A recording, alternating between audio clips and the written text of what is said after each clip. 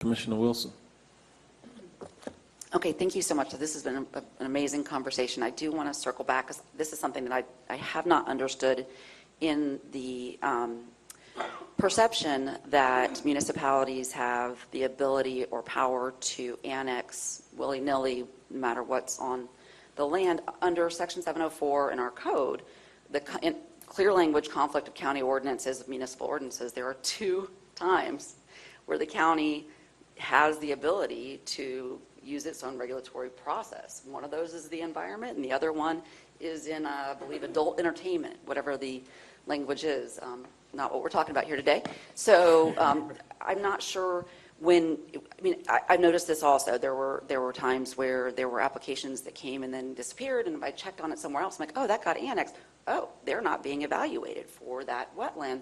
And, you know, looking at this code, it is, I mean, it's pretty clear language unless there's something I don't know about, but no county ordinance should be in effect within municipality, except for county ordinances shall be effective within municipalities and shall prevail over municipal ordinances when the county sets minimum standards regulating adult entertainment and protecting the environment.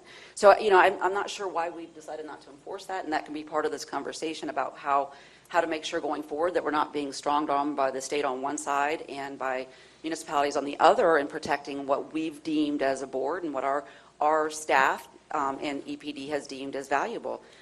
The other thing I wanted to bring up was the questions you all had about the unwitting property buyer, and I think when I asked them to bring that slide back up, and we don't have to look at it again, but at least for some of those, if what I was saying is true about the determination of, and it doesn't have to be obviously a full CAD determination, but at least some type of indication of developable acreage at the zoning time, then it would be, right, if there was a zoning change. Now, the ones that have had zoning in place forever and ever, I know that's a different issue. But there are, many of the things that come through here are zoning changes that we don't have any idea what's on there. Your unwitting purchaser out there, this is the exact example of, in many cases, why it would be great to have this information earlier in the development process.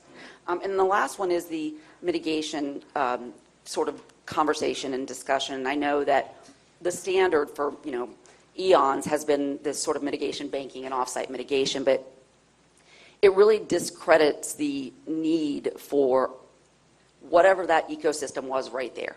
So though I appreciate large areas that have been held in conservation through some of these municipal efforts and county efforts and state efforts, it is very much a shell game in that a community is sacrificing a beneficial wetland area, and the benefit that is being paid for in that trade is sometimes out of our county altogether.